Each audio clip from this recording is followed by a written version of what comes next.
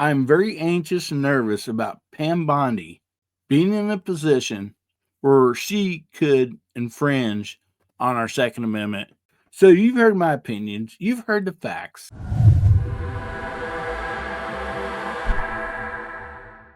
Howdy, Hillbilly Nation. This is American Hillbilly. Man, good to see y'all today. If you support our Second Amendment, then I ask that you watch this video all the way through. As many of you know, we don't really do politics on this channel, but this is a firearm channel, and we do support our Second Amendment. And from the thumbnail, you probably already realized that this is about President Trump's nomination of Pam Bondi for United States AG. So what I'm going to do today is give you guys some facts and let you decide on your own. Because all politicians, if we like them or not, we do have to keep them accountable. Because we, the people, are ones that voted them in. And so we have to make sure that they keep their promises to us that voted for them and supported them, one way or the other. We still have to try to really keep them accountable. So I kind of hesitated on doing this video because I knew there were some other videos of this coming out. I have not seen a whole lot of them. And so when I talked to a few people about Pam Bondi and her nomination, they had no idea of what her stance was on the Second Amendment. And so that's what we're going to do today. We're going to bring you some facts and let you guys decide for yourself. And then, of course, I'll give my opinion. Okay, here is a video of Pam Bondi talking to President Trump. This was 6 years ago, so keep that in mind. And also, watch this and listen to it, and then do people like change? So this is a video here on YouTube, and I'm going to play it, so it's not too long. Listen to this. Give you a ton of good information. We've been rewriting it, and we are going to bring in something called the Gun Violence Restraining Order. So if someone is civilly committed typically you can hold them for up to 72 hours, but people are getting out within 24 hours, the majority of them. So what we want to do is let law enforcement come in and take the guns. Good. They're a danger to themselves. Which you can't do right now. Well, without being adjudicated. So because they're a danger to themselves. You want them to take the guns and when they are not go through 6 months of legal trials and everything. Exactly. But we also have to give the mentally ill the due process in which they deserve, President. So what we're doing is they're going to be able to take the guns when they're taken into custody or into the hospital. And then when they're released within 24 hours or 72 hours later, typically it's 24 hours, but law enforcement will have 72 hours to determine whether they should give those guns back, or they can go to a judge and say, Your Honor, please keep these guns. We feel this person is still a danger to himself or others. Okay, now in this video, I mean, you all heard what she said. And there's one problem to me about this, is that leaves the local police department, city, county, whoever's there, to make the decision to confiscate the guns in the house. And then it's going to be up to them to give them back, or it's going to be up to a judge. So you can take that information however you want it and make your own decision, but don't go anywhere. We got a lot more facts here and stuff coming up. Okay, before we get to our next sets of facts, I want to tell you about this number right here. So this is the U.S. Capitol Switchboard phone number. It's very easy to find. You can Google it and everything. And so however you make your decision on not only Pam Bondi or some other appointments or whatever the case might be, you can call this number and that will connect you to the operator. And then from there, you can reach your senator, your House representative, and even if you're not for sure who that is, you can tell them what state and county you live in, and they'll connect you right to the office of that person. And if it's after hours, I believe you can leave a recording, but personally, I like to call during regular business hours because you can actually talk to somebody. And from my understanding, they have to take all the notes that, that you tell them and all this, and, how you're, and your thoughts on whatever the case might be. And you don't have to be mean and ornery about it. you can just be nice and just, throw your facts out there because honey goes a lot farther than vinegar does. And I'll leave this number up here through the whole video. But we got some more stuff I want to show you. So you can find these facts. This is where I found these, and there's lots of places you can find this one. This is a helpful resource, countyoffice.org. These are public records, and actually, I found this on YouTube. So let's look at some of these facts. And before I start going through this, in my personal opinion, Pam Bondi's done a lot of good stuff, but there's quite a bit of anti-2A stuff that she's done. And yeah, this may have been when she's in Florida as a Florida AG, but now she's going to have a lot more power. And you think, well, maybe she's changed.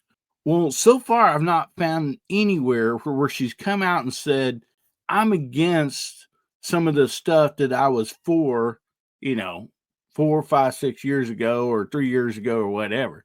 So let me go ahead and read these to you. So, of course, it says Pam Bondi is a new nominee for Attorney General with a complex gun policy record.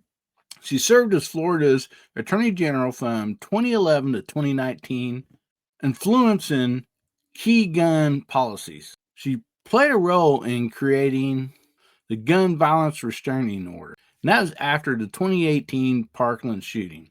This initiative was part of the broader Florida gun control laws, including a ban on bump stocks. So let's go on to the next page. So she was for raising the minimum age to purchase rifles or shotguns to the age of 21 in Florida, which, as we've known in the past, that most of these deals, the child steals the gun a lot of times from a parent, a relative, or something else like that. Most usually they don't go out and buy them themselves in these bad situations. She initially received an A rating from the NRA in 2010, but their relationship soured over the time. She supported Florida's open carry ban, which is our Second Amendment. So she was against open carry, and she supported the red flag laws. And of course, this was causing friction with gun right groups. Now, like I said, she's not always been terrible. Yeah, that's why I want to give you both sides of this and let you make your own decision. She did help allow private armed security in public schools, despite that the laws banning firearms on school property. She did oppose the semi-automatic weapon ban in Connecticut post of the Sandy Hook shooting. She did defend the Florida Stand Your Ground law with specific conditions for police use. So, like I said, she's done some good stuff, but she's also done a lot of anti-2A stuff. So when she gets this massive power, what's she going to do? And you might say, Hillbilly, she's just the AG. She don't really have any power. Well, we've seen the power of Mayor Garland over the last 4 years, and that's what he is the AG. So let's talk about her power as the Attorney General. So Pam Bondi will oversee all ATF, regulating the firearms. And let's pump the brakes right here because ATF. This is another reason to call this Capitol Switchboard number. Talk to your senator and your House representative. Because Brandon Herrera, which a lot of us in the 2A community knows him, he is on the upper list to be in charge of the ATF. So wouldn't that be a great thing if somebody that actually knew about firearms was in charge of the ATF? That'd be a great thing. So you also can tell him that you'd like Brandon Herrera to be in charge of the ATF, if that's your thoughts. But even if somebody like Brandon's in charge of the ATF, guess who's going to be their boss? Pam Bondi. You got that right. Not only is she in charge of the ATF, she's also in charge of the DOJ. And we'll get back to this list in just a second. Because on this list, it didn't say that she's in charge of the ATF and DOJ, but she is. But also, it don't say on here, the AG also recommends the appointments to the president for the DOJ and for the federal judicial positions. So, yeah, there's a lot of power.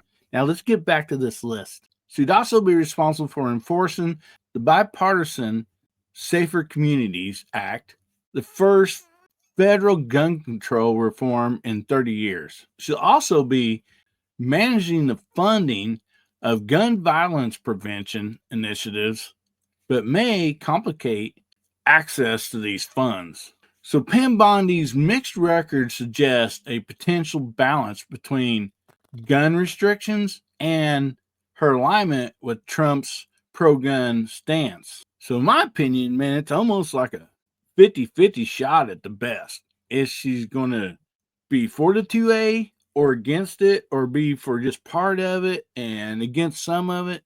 So I would like for you guys to make your own decisions. All I can do is give you my opinion, which I've already done. I've already called this number and talked to my congressman with the Congress and the House and stated, please get somebody else besides Pam Bondi. Somebody that has a record of pro 2A. Because there's a lot of people out there. She's not the only person for this attorney general job. There's so many people out there, I feel, that is better qualified, that supports our Second Amendment. And then also to tell them, hey, Brandon Herrera would be great at the Department of ATF. So this last election, we the people, Americans, let their vote be heard. Yeah, but we still have to hold people accountable, because just the president alone, there's so much that he can't do by himself. Needs good people around him. And since the majority of people voted Trump in office, then make sure you keep him accountable with supporting the Constitution, especially the Second Amendment, because it gets infringed on all the time. And for me, I'm very anxious and nervous about Pam Bondi being in a position where she could infringe on our Second Amendment or persuade it one way or the other. So you've heard my opinions. You've heard the facts. It's time for you to make up your own mind. But I will say this. If you feel that some of the appointments are not right, or even if you feel that they are right, still go ahead and call this number and say, I support so-and-so for this office. Don't support so-and-so for this office. Let our voices be heard. Well, we're going to end this video the way we always do. Remember, God, family, and country. Make somebody's day better, will you? If the good Lord's willing, the creeks don't rise, we'll be seeing you again, Hillbilly Nation. I love you. And if you like this video, check out some of these other videos we got coming up right after the VIPs.